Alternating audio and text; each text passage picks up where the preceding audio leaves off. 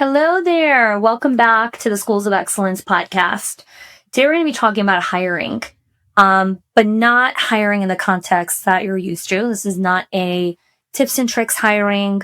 This is kind of a real reality moment of the hiring moment that no one really prepares leaders for. So many of you, especially if you're listening to this episode, it means that you've hired at some point in your career. And I know that you have definitely checked references and trusted your gut and believed in someone, and then they disappointed you. They struggled in ways that you didn't expect, or they couldn't hold the role in the way that you anticipated or the way that you had hoped, or they leave suddenly. And the messaging comes really, really fast when this happens, which is, the wrong hire is expensive. You should have vetted better. This is what happens when you trust too quickly. Hiring is everything. And what happens is with this messaging is leaders internalize this as, if something went wrong with the hire, it's my fault. And no one says this outright, but leadership messaging teaches leaders to be good and foresee and anticipate everything. So if you don't, it means something's wrong with you, or you're not as discerning. And there's a really, I would say, almost toxic hiring myth that leaders are swimming in. And this is in school leadership a lot, but it's in leadership in general in business, where there's a messaging around, if you hire the right person, the problems stop. The issues stop. You can finally rest. You can finally delegate. And the myth teaches leaders that responsibility equals foresight. That if you trust this person that you hired, it equals protection, right? Because then you won't get hurt. Then there won't be any issues. It teaches leaders that if you hire well, it will remove all the risk. Or if the new hire made mistakes, it equals poor judgment on your part. All of that is not true. Because all that does is it creates hyper responsibility dressed up as leadership advice. And hyper responsibility is what breaks leaders. It's why I wrote my book, This Can't Be Normal, because leaders are crushing already under invisible weight of hyper responsibility and overfunctioning. And so for leaders who already carry so much and the emotional weight of an organization, this myth becomes unbearable, because what happens is hiring no longer becomes a decision, and then multiple decisions that come after, it becomes a moral and ethical test of your intelligence. So what is a different lens that we could start looking at when we think of hiring? Okay. Hiring is not the moment you eliminate humanity. Okay. Hiring is the moment that you agreed to lead humanity. Okay. Because you're not hiring an AI agent. You're not hiring a robot. You're not hiring for certainty. You're not hiring immunity from disruption. You don't get to choose those things. You're hiring a human being with a soul who is beautifully humanly flawed. So if you're hiring a human, that means humanity will show up. So when leaders hear this, they're like, okay, so what does that mean? Okay. When you're trusting someone that you hire, here's what hiring someone actually means, okay? You are trusting their intentions, their values, their willingness to grow, their capacity to repair, their ability to return after mistakes.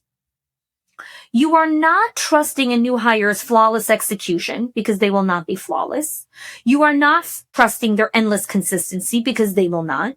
You cannot trust their immunity to stress. You have no idea what kind of immunity they have to stress. You are not hiring perfect alignment, because that doesn't exist in humanity. And when we confuse and convolute these things, we betray reality. And when we betray reality, we start to blame and shame ourselves internally.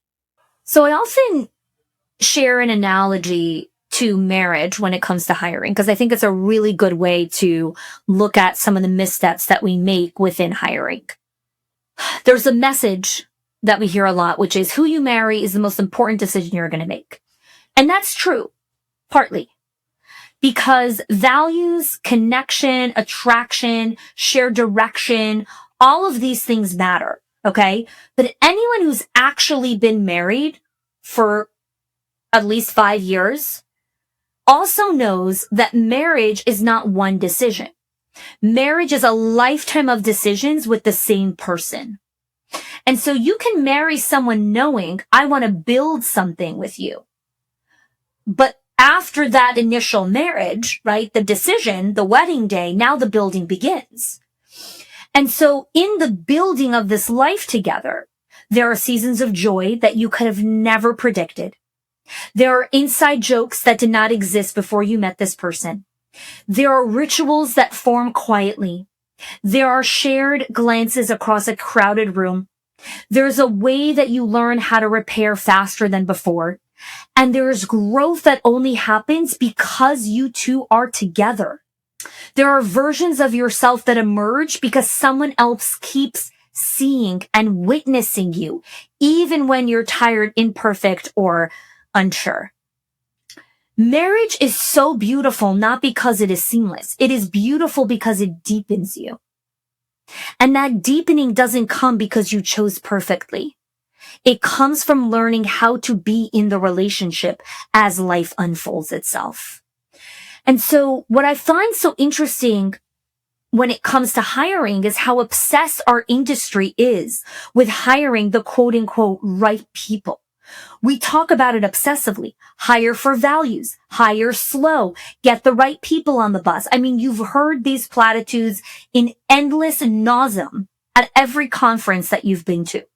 And values and character and alignment matter deeply. They do.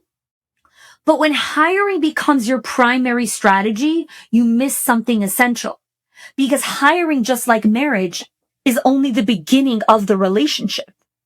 You don't hire someone because you know exactly how they're going to show up in every future season. It's not possible to know how they're going to show up in every future season. You don't hire someone knowing exactly how they're going to respond when the pressure increases. It's not possible to know. You don't hire someone, like, when you hire them, the role stretches them. Confidence will ebb and flow. Life outside of work will enter the room. What are you going to do then?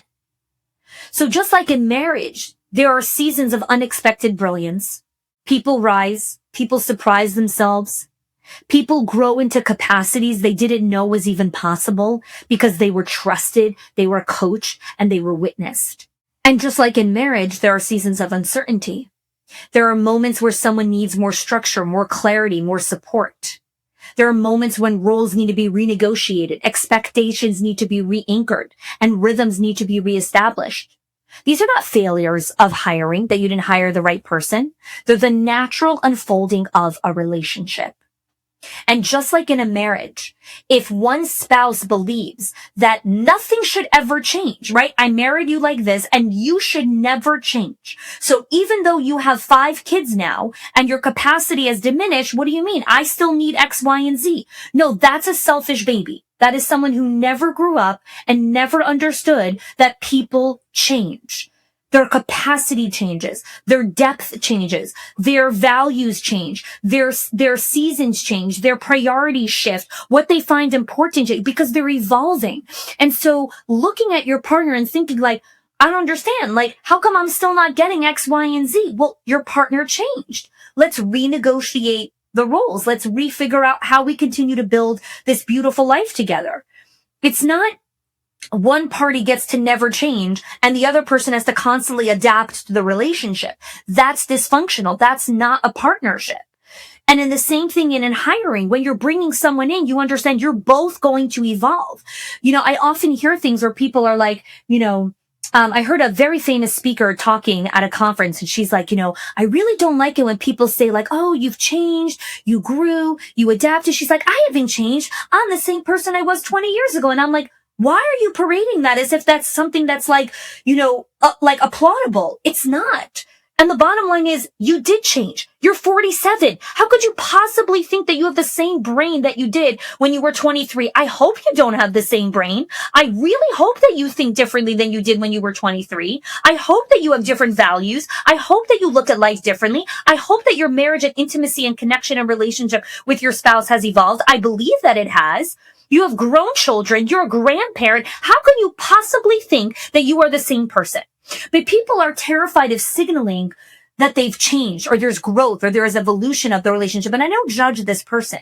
What I'm signaling here and what I want to share is people are going to change and your hires are going to change because they are people. You didn't hire a robot. And this is where leaders get stuck because they're taught to believe that trust is something you either have or you don't have. Either you trust this person or you don't trust this person. Trust is not a personality trait. It is not a gut instinct and it is not a one-time decision.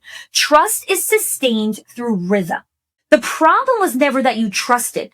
The problem is that you were taught that you trust once, instead of trusting inside of a container that holds humanity as life unfolds itself.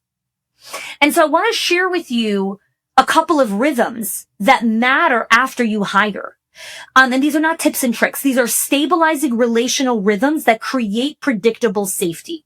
So this is what I talk about inside of my book, This Can't Be Normal, because nobody needs more tips and tricks or advice. We need steady anchors and rhythms that we could return to that remind us of our humanity, that remind us where do we go to when life gets crazy, loud, unpredictable, unsafe, disruptive forces, changes in government policy, all the things that are constantly, the economy, everything that's constantly shifting. I write about that in chapter 4 of my book, The 3 Destructive Forces of Leadership.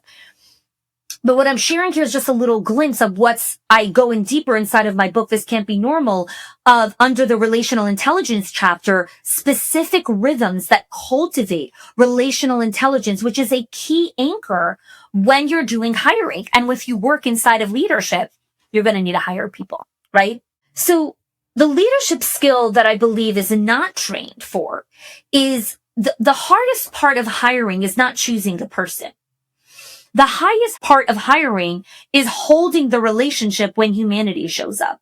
So when people say like, oh, she's really good at hiring, is she really good at selecting people? But what happens when the people are in? Is that person also the person who leads the relationship when humanity shows up? Because that's a totally different type of hiring. So most leaders are trained in interviewing, onboarding, performance metrics, systems, and SOPs. And all of those matter. They're all really important. But what keeps the relationship is being trained in how to do repair, how to deal with disappointment, how to recalibrate after stress, how to stay grounded when trust is strained. And this is where leadership collapses. This is why I wrote the book again, This Can't Be Normal. Because we think we hired wrong. And you didn't hire wrong. You were never taught how to hold the part of leadership when humanity shows up. And I take this a step deeper, where I talk about something called the interview fallacy. Because there's this other place where this hiring myth shows up. Our industry, again, is obsessed with the right interview questions and the perfect onboarding. I mean, you can literally go to any conference right now in the education sector and go to the breakout sessions or main stage speakers, and you will find at least 1 or 2 breakouts in relation to hiring and onboarding. Why? Because it is such a need to know how to do this. But all of those breakout sessions, and again, this isn't judgment on those breakout sessions. The breakout sessions are doing what the conference organizers want, which is give the people what they're asking for, which is how do I interview? How do I onboard? How do I create metrics? How do I create systems? How do I create SOPs? But what people actually need is they need to understand the rhythms that they need to do after the hire happens. So the myth that we believe is people tell themselves like, I just need to ask better questions. Or if I slow down the interview process, or if I design a tighter onboarding, like we're going to move our onboarding into Trello and then, oh my God, it's going to be amazing. We're never going to have an onboarding issue again. Yes, you are. You're not going to be safe if you have better interview questions or if you have a better onboarding. That's not what's going to create safety. Because if it is, you would have already had safety. The part that no one says out loud is you cannot interview for humanity. You cannot interview for humanity. You cannot ask someone in an interview. So, what happens if your dad dies while you work here? How do you think you're going to respond to that? Okay. And if your eyebrows just raised, or if you just like slammed the brakes because you're driving and you're like, what the hell, Chanie? Who would ever ask a question like that? You're right. You cannot ask a question like that. But guess what? Do you know what happens after you hire people? Sometimes people lose their parents.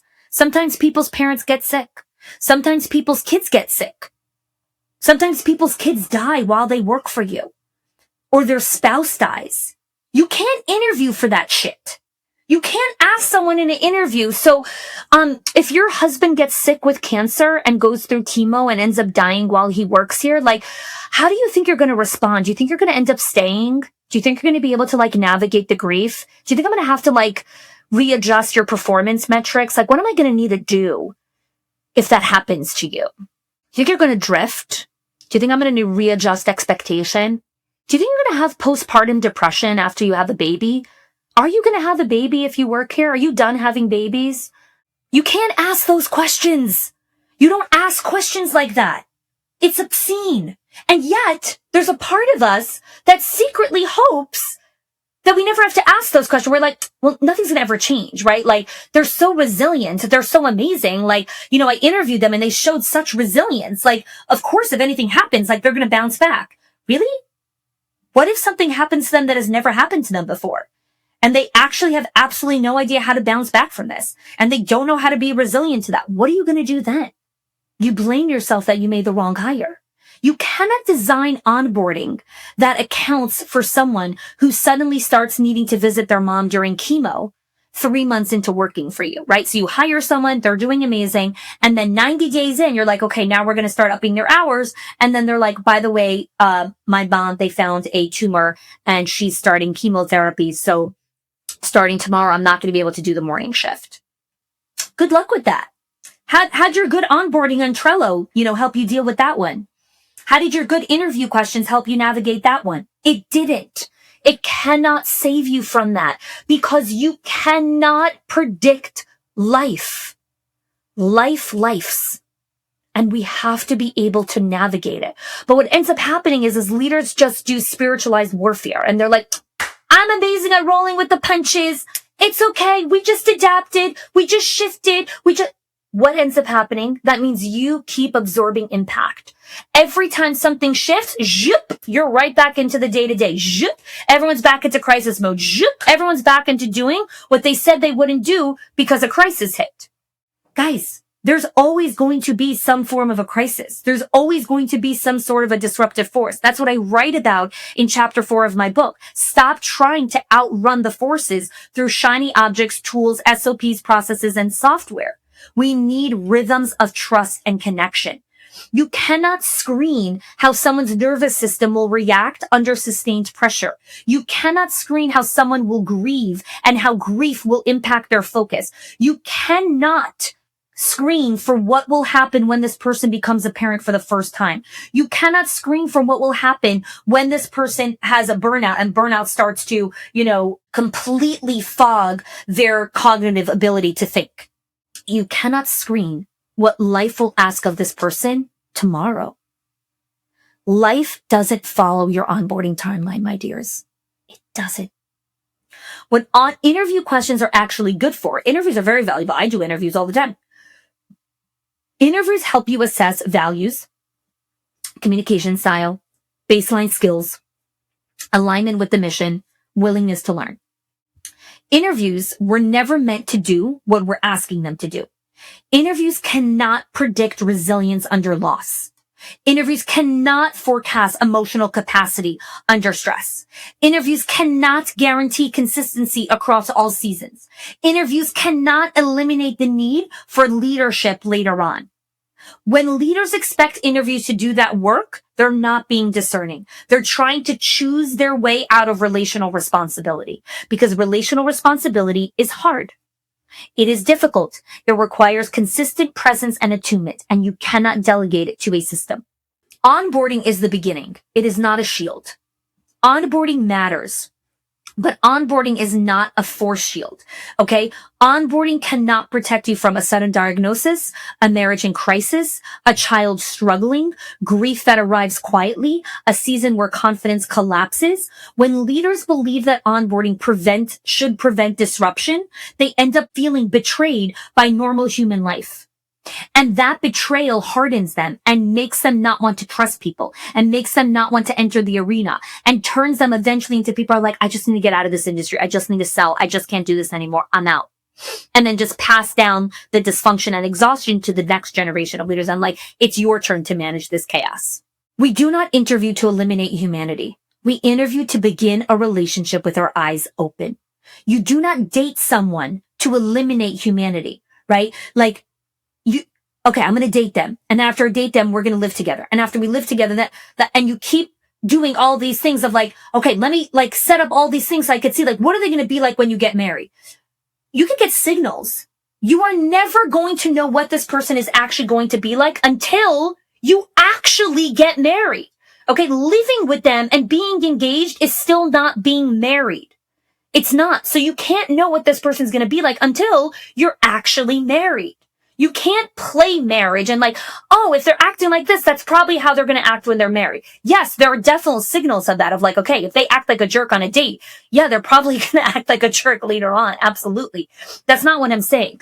I'm explaining that you can't constantly dress rehearse what something's going to be like and then think, okay, I dress rehearsed it enough. Now I'm ready for the real thing. When the real thing comes up, guess what happens? Life shows up.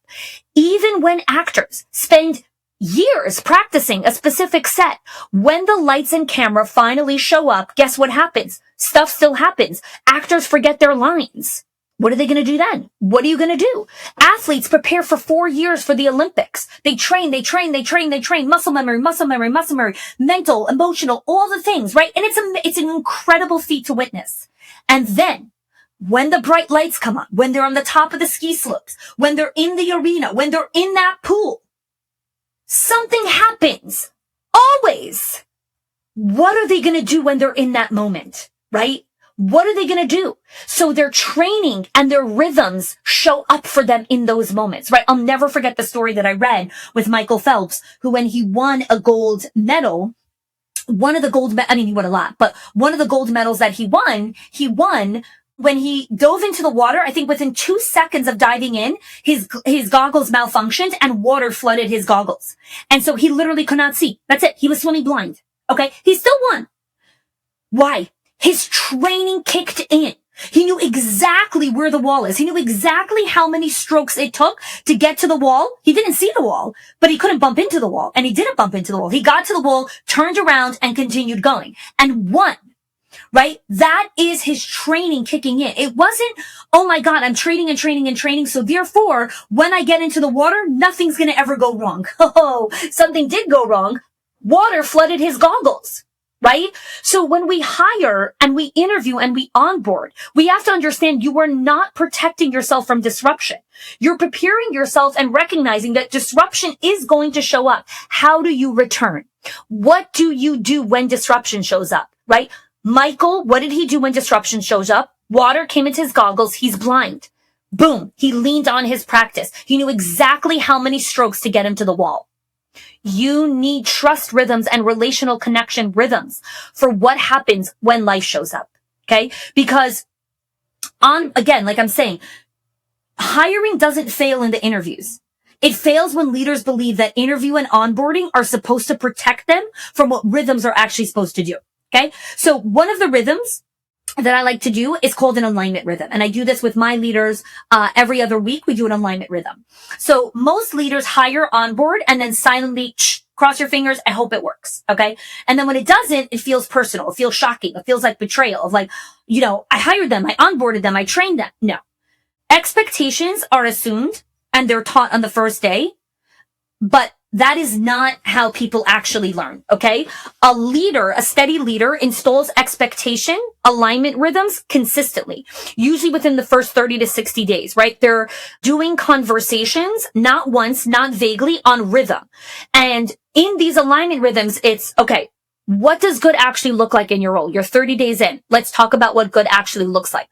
What is success starting to look like week to week, right? You're getting into a rhythm of working. Where are you feeling success? Where are you feeling momentum? Where are you still feeling stuck, right? What does support look like? Not vaguely what does support look like, because usually they'll just ask you for help with the thing that they're most struggling with. What does support look like? Your expectation right now at day 60 is to meet these expectations. What I'm noticing is these are some of the areas you're struggling in. Where would you like support in this area? Because this is an expectation, right? Usually when directors, leaders ask for like, what does support look like? They're like, I need more hands. I need you to hire someone else. I need more time. I need to get paid more. My dear, we all want more hands in the classroom. We all want to get paid more, and we all wish we had more time. Welcome to life. Okay. That's not support.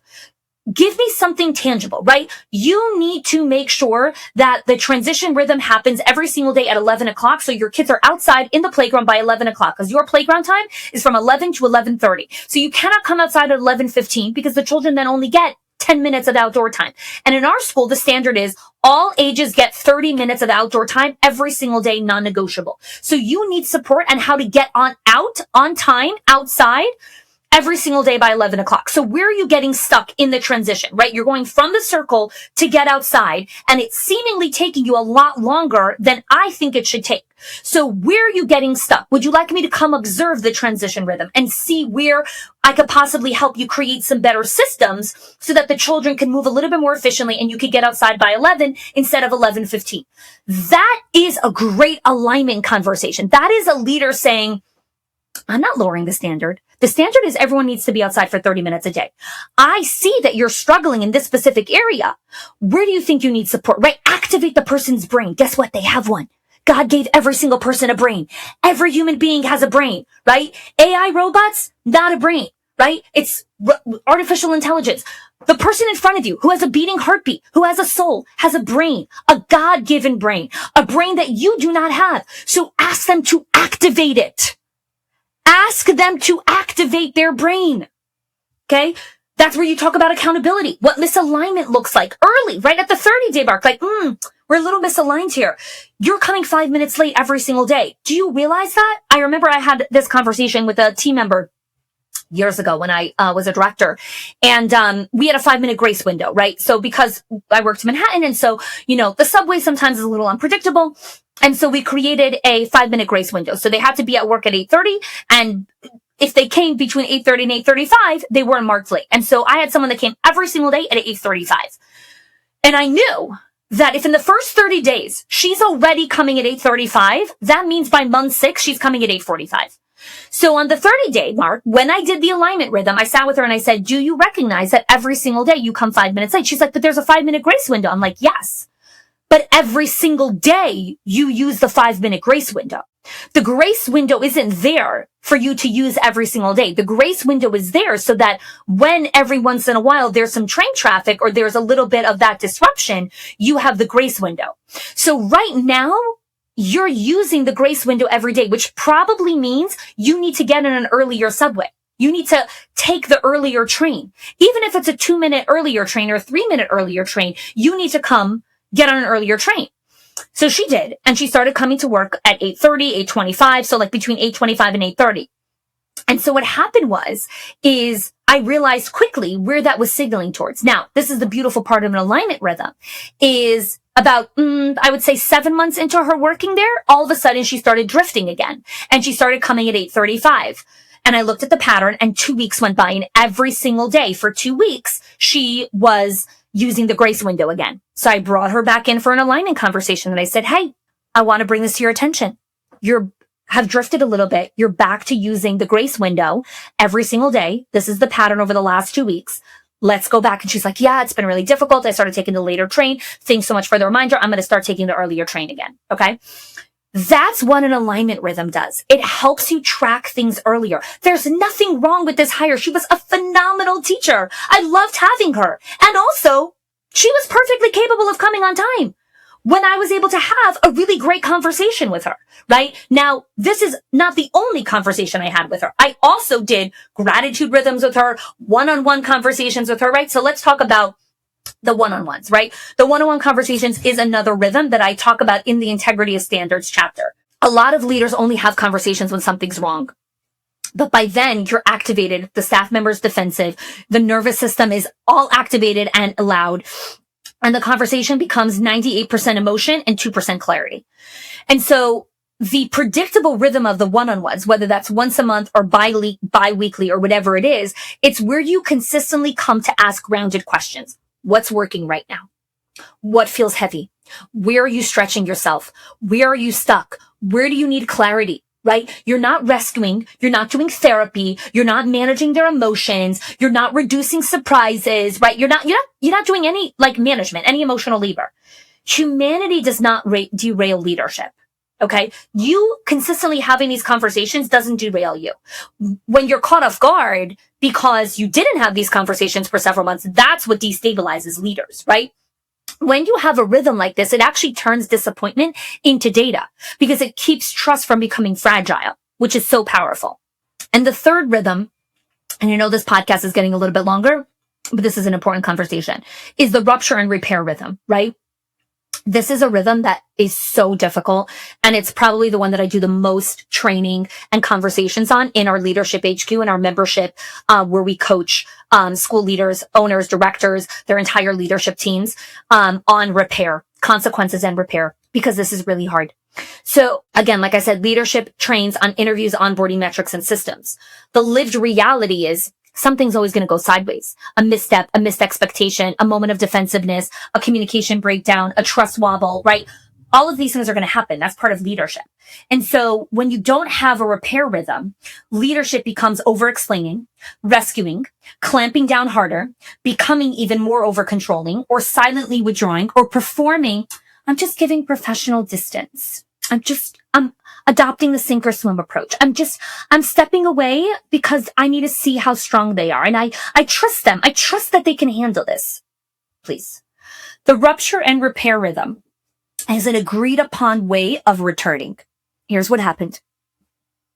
Here's the impact. Here's the standard. Here's what needs to change. And here's how we repair. And here's how we move forward. There's no trauma. There's no punishment. There's no endless processing. It's adult partnership and leadership. Okay. Safety isn't created by preventing rupture. It's created by knowing what happens after rupture happens. Rupture and disagreement is going to happen in a human relationship. There is no human partnership in the world where there isn't disagreement. If there is a relationship that you're in where you guys never disagree, it means you guys don't talk to each other. It means you guys do not talk to each other. When two people come together and talk to each other, there will be differences of opinion. There will be disagreement. There will be a different perspective. There will be these moments of rupture. How do you repair? There are several other rhythms I talk about throughout the book. Again, I'm not going into all of those here. I'm just giving you a high level view of a lot of the ways that hiring, onboarding, and interviewing goes sideways, right? And so when I talk about relational intelligence, this is one of the anchors that I talk about in my book, This Can't Be Normal. It's not about being soft, and it's not about avoiding accountability or endless empathy. Relational intelligence is the capacity to stay present when trust is strained, hold standards without hardening into a tyrant, repair without rescuing, tolerate disappointment without self-blame, lead humans without turning everything into a verdict, right? When we don't have an anchor of relational intelligence, hiring feels like, it's terrifying. With it, it becomes human again. And so marriage teaches us something that leadership keeps forgetting. Commitment is not about eliminating difficulty. It's about building something that can hold. And that's the beauty of both marriage and hiring teams, comes from a shared becoming, from watching someone grow, from growing alongside them, from creating something that neither of you could have built alone. Hiring is a choice, and leadership is a relationship.